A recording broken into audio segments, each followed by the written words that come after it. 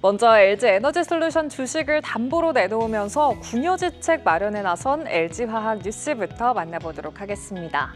LG화학이 역대 최대 규모의 자금 조달에 나섰습니다. 동시에 정부의 구조조정 압박 속에서 석유화학 업계 전반의 지각 변동 조짐도 나타나고 있는데요.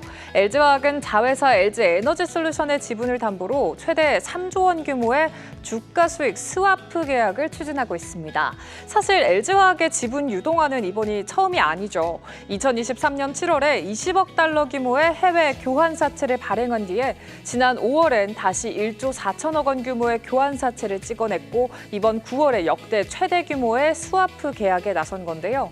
그동안 단기 자금은 확보를 했지만 이번에는 늘어난 차입 부담을 줄이고 신사업 투자까지 이어가기 위한 결정을 이렇게 내리게 된 겁니다. 실제로 LG화학의 순차입금은 작년 15조 원대에서 올해 2분기에 23조 원대로 불어나면서 50% 이상 상승했습니다. 석유화학 업황이 부진한 가운데 2차 전지 등 미래 사업의 투자가 이어진 결과인데요. 이번 PRS로 마련한 자금은 우선 차입금 상환에 쓰이고요. 재무 안정성을 높이는 데 활용될 전망입니다. 다만 단기적으로는 LG 에너지솔루션 주가의 부담으로 작용할 수 있다는 지적도 나오고 있는데요. 증권가 생각도 들여다보시죠. 유안타증권은 오늘 LG화학에 대해서 글로벌 석유화학 설비가 폐쇄 사이클에 진입했다면서 업황 회복을 기대한다고 분석했는데요. 업황 회복 조짐이 나타나고 있는 만큼 실적에 긍정적으로 작용할 전망을 짚어냈고요. 올해 하반기부터 글로벌 에틸렌 설비 폐쇄 사이클이 본격화하면서 공급 축소가 진행 중인 점도 강조했습니다. 투자 의견 매수 목표가 50만 원을 유지했는데요. 한편 국내 석유화학 업계는 정부의 구조조정 요구에 따라서 전체 생산 능력의 4분의 1에 달하는 나프타 분해시설 감축 논의가 본격화되고 있습니다. 이에 따라서 LG화학과 GS칼텍스는 여수 산단 내 NCC 통합을 합의 중이고요. 롯데케미칼과 HD현대 오일뱅크 역시 대산단지를 중심으로 통합 논의가 진행 중에 있습니다. 원가 절감과 안정적인 원료 수급이 기대되지만 이해관계와 절차적인 변수는 여전히 남아있죠.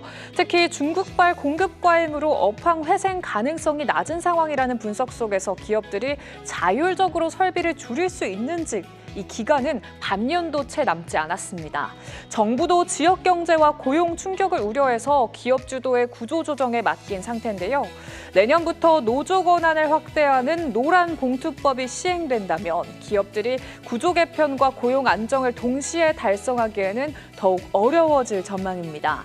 LG화학의 이번 대규모 자금 조달이 신사업 투자에 숨통을 틔워줄 수 있을지 또 석유화학 업계 구조조정이 과잉 공급 해소와 경쟁력 회복으로 이어질 수 있을지 잠시 후 전문가분들과 함께 짚어보겠습니다. 다음 시그널도 체크해볼까요? 삼성바이오로직스가 올해 벌써 두 번째로 조단위 잭팟을 터뜨렸습니다. CDMO 실적에도 훈풍이 불면서 기대감 커지고 있는 바이오 뉴스 자세히 살펴보시죠. 최근 바이오 업종이 다시 주목을 받고 있습니다. 지난주 주간 ETF 상승률 10개 종목 중에 6개가 국내 바이오 상품들이었는데요. 글로벌 금리 인하 기대감 속에서 대형 수주 소식과 굵직한 학회의 모멘텀까지 겹치면서 투자 심리가 개선되고 있습니다. 먼저 삼성바이오로직스는 오늘 또 한 번 대형 계약을 따냈다고 공시했죠. 미국 제약사와 약 1조 8천억 원 규모의 위탁 생산 계약을 체결했다고 밝혔는데요.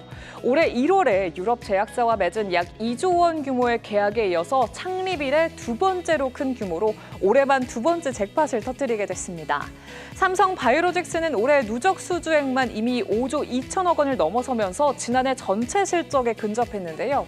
글로벌 경기둔화 우려 속에서도 연이은 초대형 계약을 성사시키면서 생산력과 품질 경쟁력을 다시 한번 입증했습니다. 한편 삼성바이오로직스는 올해 JP모건 헬스케어 컨퍼런스, 바이오 인터내셔널, 인터페스 도쿄 등 글로벌 주요 행사에서 고객 접점을 확대했다면서 오는 10월에 열리는 바이오 재팬 2025와 CPHI 월드와이드에서도 글로벌 시장 공략을 이어갈 예정이라고 밝혔는데요. 그런 만큼 이어지는 바이오 헬스케어 컨퍼런스에서 추가적인 수주를 따낼 수 있을지도 지켜보셔야겠고요. 또 국내 제약 바이오 기업들이 연구 성과를 해외 학회에서 잇따라 발표 대표하는 점도 주의 깊게 살펴봐야겠습니다. 올해 하반기에 열리는 주요 바이오 학회 일정들을 확인해 보시면 비만과 대사질환, 지방 간염 치료제 연구를 다루는 유럽 당뇨병 학회와 미국 비만 학회, 미국 간학회가 개최될 예정이고요. 이 밖에도 항암과 감염병 분야 성과를 공유하는 세계 폐암학회나 미국 감염학회 등 굵직한 일정들이 줄줄이 문을 열기로 되어 있습니다. 국내 기업들이 파이프라인 성과를 공개하면서 글로벌 연구진과 투자자들의 관심을 모을 전망이라서 관련주 주가 움직임 주목해 보셔야 할 텐데요. 이처럼 연이은 대형 수주와 글로벌 학회 모멘텀, 여기에 금리 인하 기대감까지 더해진 바이오주. 오늘은 섹터 내에서 주가 희비가 엇갈리고 있는데 과연 추가 반등할 수 있을지 전문가분들과 전망해 보겠습니다. 오늘의 마지막 뉴스도 체크해 보시죠. 삼성전자와 SK하이닉스가 미국 마벨향 CXL D램이 퀄 테스트를 통과했다는 소식에 오늘 CXL 테마주들이 굉장히 강한데요. 자세히 살펴보시죠. 이 AI 데이터 센터에 떠오르는 차세대 인터페이스 CXL의 경쟁 구도가 본격화되고 있습니다. 이 가운데 미국 반도체 기업 마벨이 삼성전자와 SK하이닉스, 마이크론의 메모리 제품과 4사 CXL 컨트롤러, 스트럭테라의 상호 운용성 검증을 모두 마쳤다는 소식이 전해졌는데요.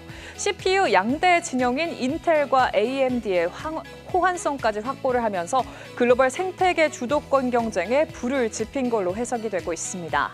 글로벌 CXL 시장 규모는 만 단위에서 억 단위로 늘어날 것으로 보이죠. 2022년 170만 달러에서 2028년 150억 달러로 무려 90배 이상의 성장이 전망되는 가운데 글로벌 메모리 3사인 삼성전자와 SK하이닉스, 마이크론도 시장 선점에 나섰는데요.